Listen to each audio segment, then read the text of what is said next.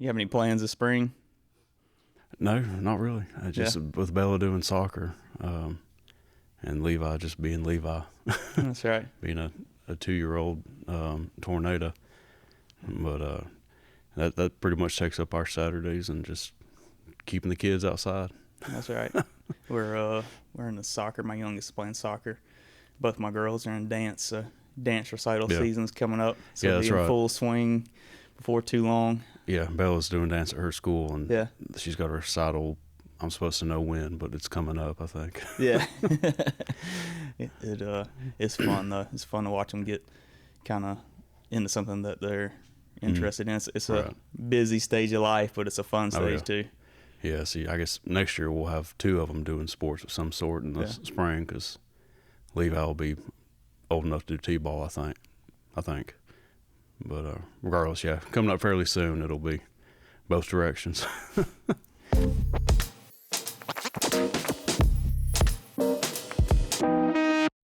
Well, welcome back to Behind the Lines. This is the video podcast of Central Electric, where our goal is to kind of peel back some of the layers of the co-op, have some co-op conversations, find out what's kind of going on behind the scenes. A lot of people know us by the bucket trucks out in the field, the poles, the lines, which is super appropriate. Talking to you today, our manager of engineering, Nathan Stevens. Super excited to kind of talk about what kind of goes on behind all the equipment and the system in the field. You've been with us for 6 years now. You oversee the planning and the design of the system, and it ranges from a residential home all the way to subdivisions, to industrial loads, and to bigger system projects, which we'll kind of dive into some of that in just a little bit. But you're originally from Chattanooga, graduated from Tennessee Tech with a bachelor's in electrical engineering. That's right. Spent some time before coming to Central, with TVA and the Electrical Power Board, both in Tennessee. That's right. And registered professional engineer. So some people know that as a PE, if you're into acronyms, right? Yeah, if you can't spell it. And won't give you too hard of a time. Big Georgia Bulldogs fan. Well, I was brought up in a good family. That's right. Like Go a Dogs. fish out of water. Fish out of water. This is ACC territory, which we'll leave the ACC-SEC debate for another day, because right now, middle of March Madness, our only hope is Duke. And as a diehard Tar Heel, that's a bad place to be in. I'll let you deal with that. That's you need right. to. And I always say, look forward to basketball season. Now I'm like, do I look forward to football season? I don't know. So anyways, what we're going to do today is kind of pull back the curtain on reliability. Talk about what that looks like from the engineering perspective, the system design, system planning. And most of us know reliability from the fact, if you flip the light switch on, reliability is good. We're all happy here. If you flip the switch and it's not on, reliability, we might have a storm or something going on, and we might be pretty busy here. So, again, most people know the line trucks, the bucket trucks, but there's a lot that goes on behind that, and it kind of starts with the engineering department. Kind of to jump in, to go ahead and get the conversation started today. But for someone listening at home, when they see those lines in the field, the equipment, what are the day-to-day things that your team is responsible for to keep power reliable and the lights on? Well, we're constantly changing poles out throughout our system, and we have employees here that do line inspections, meaning they start at the substation and go to the meter. Some of our members may have seen him around on their property, in their yards, and on the side of the road, and that's to check, obviously, for things that look broken or damaged or look close to needing replacement. We also have contractors that will come and actually test the poles yearly, and they have a certain certain area that we determine they need to go in any given year, and we're required to inspect a certain percentage of our system every year. So they come in, and from that they determine which poles need to be changed out. That's where the engineering department comes in, and we'll go out and take a look at those poles that were deemed needing to be changed out, and draw those up basically. And then that's when our crews and our contractors will be seen around the system changing poles out on the side of the road or in the fields and things of that nature. We, along with poles, we're also inspecting all of our equipment. Some of the reclosures or breakers, substation equipment, we're always taking a look at those, taking readings and measurements off of those to see what at what point in their life cycle they are, and verifying that things are going to operate correctly. To your point, to keep the lights coming on when you flip on the switch or cut the oven on in the evenings. And in the staking department is kind of a big part of that as well. So we send inspectors out. They may see like a pole that needs to be changed out, or it may be a new member calls in and needs to set up a service. So the staking department, that kind of goes through the staking department, and then we send someone out. They kind of determine what needs to happen in the field, and then bring that back. That's right. Kind of flows to the crews in the field. So kind of that planning on the maintenance side, long-term planning, but then taking care of things that need to be kind of taken care of on a day-to-day basis, like you mentioned. Yeah, everything from the pole maintenance to wire conductor maintenance to new construction comes through the staking department, to get the design and the list of material to the crews. And if I'm a new member and I call into the co-op, and typically the first person I'm going to speak to is a member service representative, but then the next person, or the next person that the member service rep's going to speak with, or the next person that the member may speak with directly, is someone from the engineering department. They're going to go out to the home or the business and determine what type of transformer, how we need to run those lines to the home or business. And so you're also watching certain indicators on the system. So tracking some of those numbers, tracking new members and growth. So in that vein, what are some of the signs that the system is growing or changing, that things that members might not see or others might not see on a daily basis, but that you're kind of seeing day to day? Yeah, one of the, I guess, easiest indicators, if you want to use that term, is just checking the system load, and not just the total system load, but in certain areas. And that's something that, if you're not careful, can creep up on you, because of course we notice this development is being built in this area, or these houses are here and there, but it's sometimes, not always, but sometimes that's over a period of time, and so the load can creep up, and that's really the first indicator, and probably the easiest to determine where we might need to shift resources on rebuilding lines or other methods of alleviating load or building in more capacity. And our area is growing. That's no secret. One of the things we monitor are our key ratio trends, our KRTAs, and we're sitting at 1.5% to 2%, somewhere in that range of annual growth each year of the last few years, and that puts us in the top third of co-ops in the state. So our area is growing, our system's growing, and from you look at rising demand, load growth, all of those things, it's kind of like putting a puzzle together, making sure that puzzle all fits together, so that way the lights come on when the member flips that switch. As growth continues in our service territory, what does that look like from an engineering and a planning standpoint, and making sure that the lights are there not only today, tomorrow, but a year from now, 5 years from now? Right.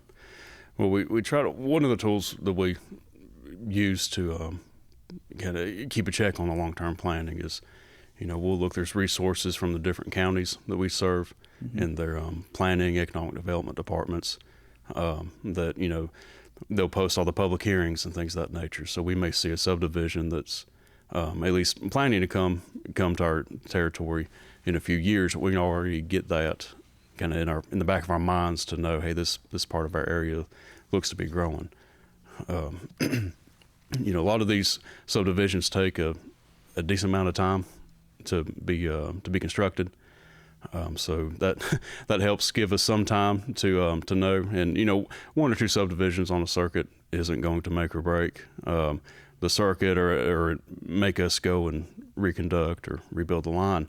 But if you start to have multiple subdivisions come into an area in a particular circuit or substation, it obviously adds up pretty quickly. And that's kind of what we've been seeing the past few years. Is there certain parts of our system where there's been a number of subdivisions and homes in general, not necessarily subdivisions, that have been coming into our system kind of all at once to a certain extent. It's been, to your point, been a ton of growth in the last couple of years. We've got more subdivisions right now in various stages, from everything from knowing about them to we're actively constructing them.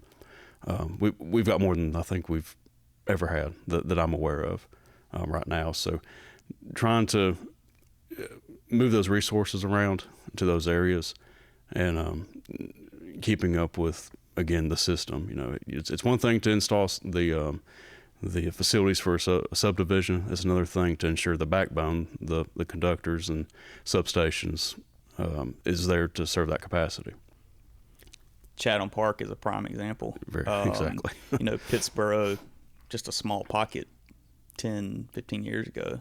Now it's completely changed. And so, that has started to kind of creep into our service territory, right, up towards the northern part, the Moncure area. And there's, as you mentioned, some large subdivision going on or starting on Lower Moncure Road that's been announced. And so, looking at our system 15 years ago, similar thing kind of happened down south. Right. You look at Spout Springs, completely changed that area. So, what are things that have to be put in? You mentioned the backbone, the grid. What are things that you have to do to make sure we're on top of that growth and making sure our system is reliable? Right. Well, again, like I said, putting in the infrastructure for a subdivision, not a big deal. Yep. Relatively speaking, as far as capacity goes. But again, the typically overhead lines that serve that could be a mile, could be 10 miles from the substation. Those have to have the capacity, not only during normal system configurations, how the system always is, but also if we have to take into consideration any abnormal conditions, meaning we may have an outage somewhere from a broke pole. We can reroute power in certain situations. We've got to take into consideration that additional load in those scenarios as well. But again, going back to that backbone, we've got to verify that the line serving any sort of development, whether it's subdivision or a commercial area, whatever it is, we've got to ensure that the overhead lines and all the way back to the substation, all the equipment and the big transformers that you see in the substations, those all have to be sized appropriately. And a lot of this equipment, we can't just go to the local supply house and pick one up. They have long lead times, typically, because they're larger equipment, fairly complicated.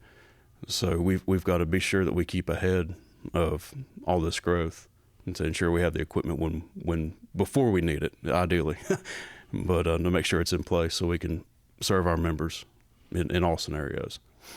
And you mentioned substation to accommodate that growth and to not only prepare for today but prepare for down the road as growth continues on, not just that part of the system but the system in general. Building a substation is a critical component of that, and building a substation starts that's a long-term process. You start looking at it a few years ahead and start tracking some of those indicators and looking at pockets of growth in the system. And you mentioned not being able to go and purchase something off the shelf. Right. A substation, transformer for a substation, they're Lowe's and Home Depot. You're not going to find those on the shelf there. No, they're not stock those. and crews, I mean, you have to plan for construction, Mm-hmm. and you can't just say, okay, well, next week we need you to go Right. build a substation. So that's something that takes quite a while to plan, and we're actually in the process of putting in a new substation. That's right. Towards the northern part of our service territory on Lower Moncure Road. That's right. So can you tell us a little bit about that? Yeah, we're in the process right now, like you said, of constructing our Moncure substation off of Lower Moncure Road's creative name. Um, right now, for the members who live in that area or drive in that area, you can probably noticed at this point all the land has been cleared, and our contractors right now are working on getting the pad leveled before we can go in there and start pouring concrete and adding equipment. That area was identified as kind of two parts to it. The first part is the load growth. You mentioned Chatham Park. Chatham Park isn't exactly around that area, but the substation can alleviate load off of another substation to allow it to serve Chatham Park up to a certain point. So years down the road. There's also additional growth with the City of Sanford's water department. They're doing a major upgrade to one of their facilities, and this will give them a much stronger source, reliable source, to serve the water plant, which benefits not only our members but everybody in this area that's off of the city's water service. There's going back to subdivisions. Keep bringing that word up. There's been a lot of subdivisions and put into place and in process in the same area. So again, trying to alleviate some load off of the adjoining substations, along with serving this new growth that is hitting in seemingly one area. The other aspect of the substation is it, for lack of a better term, kind of fills a hole in our system to allow for a strong backfeed to other sources. And when I say backfeed, going back to the example, if we lose a circuit, we can pick it up from another source and backfeed it. It's the term. So this will increase reliability in the, eastern Lee County, southern Chatham County area parts of our system. And so those are the main reasons for our substation and for it being in that location. It's going to, again, add a very strong source in that area to allow for as much growth that can be handled in that part of our system. You mentioned, important thing, highlight something you mentioned is how the systems works together. Mm-hmm. It's interconnected, and having those back feeds gives us that ability to, if something goes out, we can reroute power. Right. And give our crews some time to not only extra time to work the outage, but they don't have to necessarily work it hot. Right. You can backfeed it and get members back on and allow them to just work on a certain section. And so, reliability from an engineering standpoint is multifaceted, and so that's a critical component too, and making sure all those stations kind of work together and serve our members at the end of the line. Yeah, that's something that we do a pretty good bit. Is backfeeding, and that's why if you're sitting at home and your lights go out for a little while and they come back on, and maybe a few hours later they blink again a couple more times. Well, that's what we're doing. We have your lights have gone out, and then we've done what we could to restore however many members we can based on where the issue is. And then once everything's fixed, we do some more switch in and swapping around, and our members will see a couple more blinks likely of their lights for a few seconds. But that's the reason for all the light flicker that you're seeing. But yeah, our stations they've been planned and designed over the decades to be able to work together in those scenarios. And the vast majority of our system, we have probably more than one option almost everywhere to reroute power if something needs to be restored.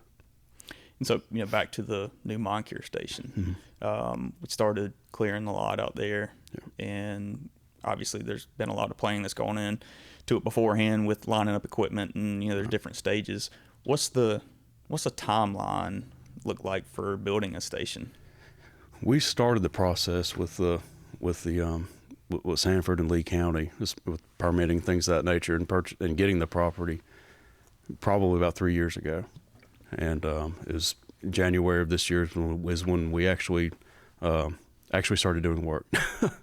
That's when the graders went out there and started clearing and grading the property. So there's a lot of equipment, a lot of people and workers that have to be lined up. And of course the permitting process it's a long process.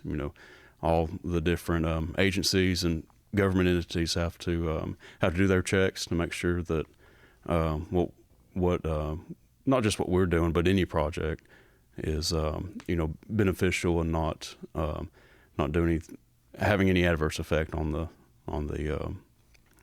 wilderness and whatnot.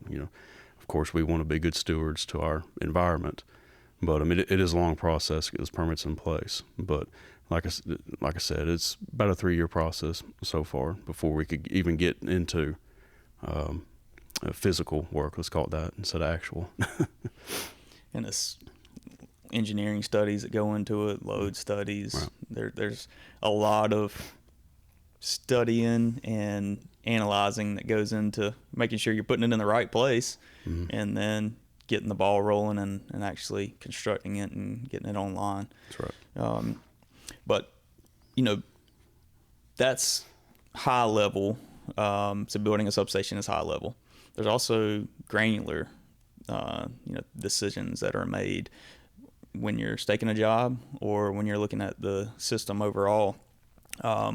Substation is more high level, but to pivot in terms of long-term planning, short-term planning, construction, one question we typically get is, why not put everything underground?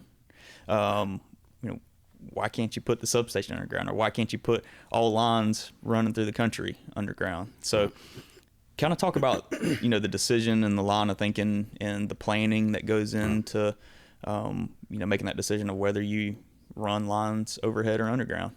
Yeah. Well, the simplest answer on why can't everything be underground is just the cost of construction and material. It is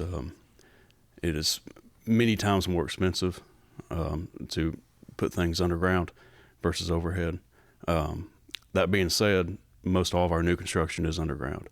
That's going to be at the request of the developer or the member that doesn't want to see poles and lines through the property. But as far as let's take the existing overhead lines that have been there for decades, it's very expensive to bury those, especially when we have an overhead line that's again been there for decades and is working, for lack of a better term. Digging that in and tearing it out, as you can imagine. You think the labor that it costs to put in, let's say 100 foot of underground, it's 100 foot worth of digging labor, and the extra material versus pulling it overhead, just pulling it in. Obviously with overhead, there's you got to worry about trees and things of that nature. So there's additional costs that goes into overhead lines you don't have with underground. But again, the main reason is just the cost that it costs to dig things in, because there's other utilities in place you have to not worry about. We have to do a lot of checking and calling locates, which anybody should be doing anytime you put a shovel on the ground to verify you don't hit anything. Again, I mentioned the environmental aspect of it with the substation. Sometimes we run into creeks and wetlands, rocks underground that we can't see, that requires additional permitting or maybe just can't physically be done depending on the type of wetland or creek or environmental area it is. Whereas with overhead, you don't have those issues. And sometimes, if you go into the city of Sanford or Pittsburgh or the new developments that are coming in, you're going to see more underground lines.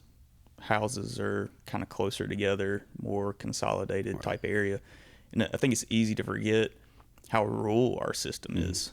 We have 2,500 or 2,600 miles of line now.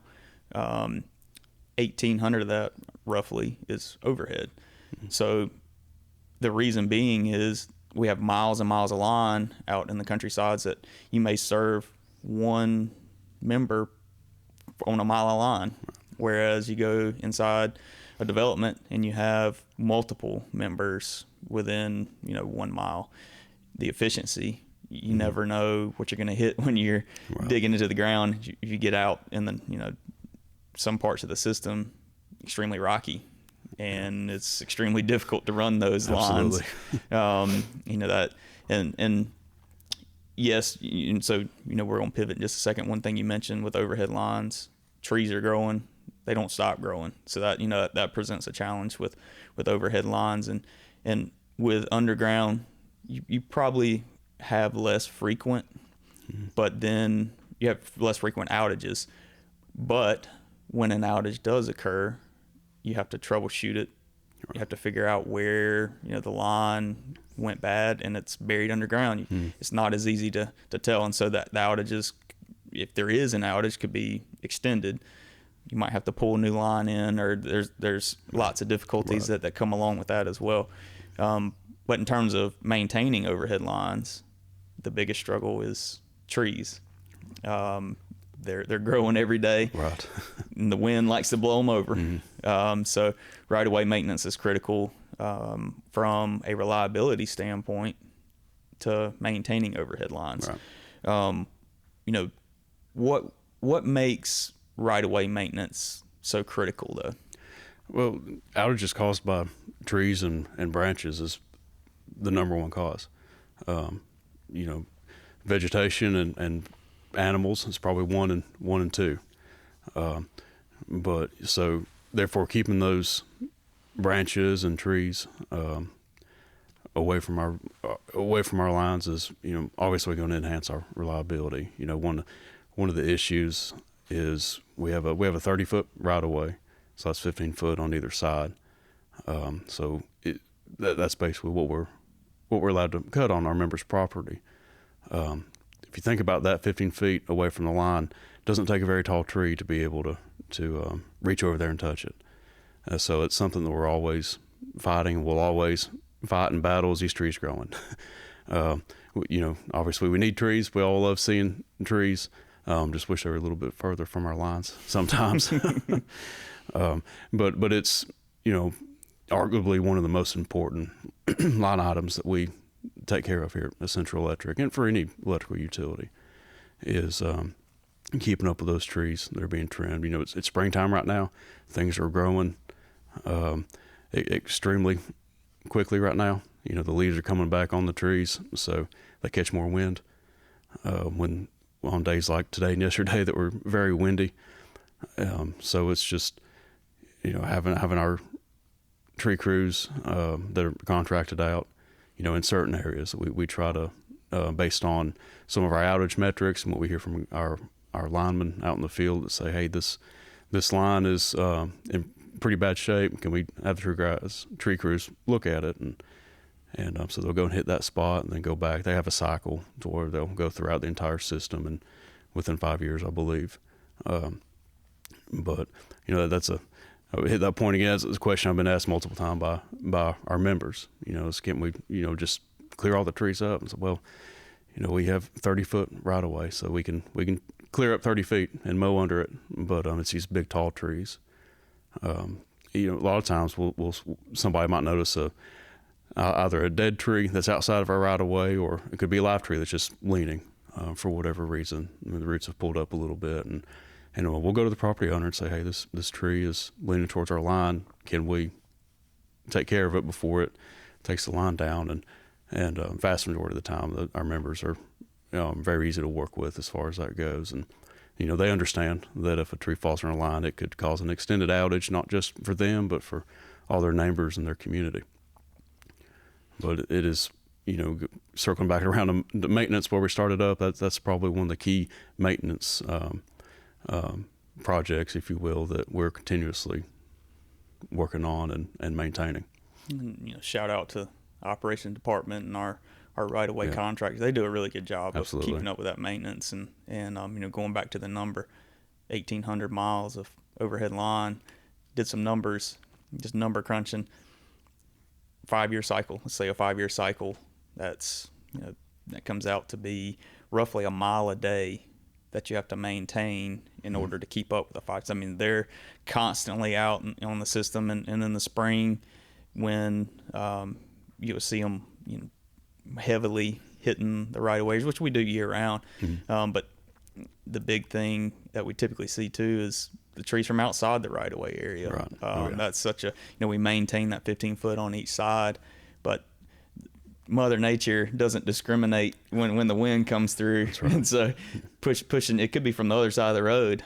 And be surprised. we see that pretty often. There's some very large trees, and I'm speaking for myself right now. People are pretty fond of, like having trees in your yard, the shade, and so there's a lot of benefits. And but that's a challenge for sure in terms of reliability. Absolutely. But to bring everything full circle, one of the biggest thing we talked about today is maintaining reliability from the engineering standpoint, the planning and everything that goes into the system planning. And then we also kind of hit on vegetation maintenance, and then managing system growth, building a substation, replacing poles, wires out in the field, all to make sure the lights are on when our members need it. And to put all that in perspective and a frame of reference, our reliability rating is 99.9%. We work extremely hard to maintain that, but we also put a lot of work into that 0.1%. That's a lot of work goes into, okay, how can we improve and do better in that slim 0.1% margin? With all the challenges that are faced, Mother Nature being a tremendous challenge, things that are inside our control, and making sure we're staying on top of the maintenance, and things that are outside our control, trees growing, storms.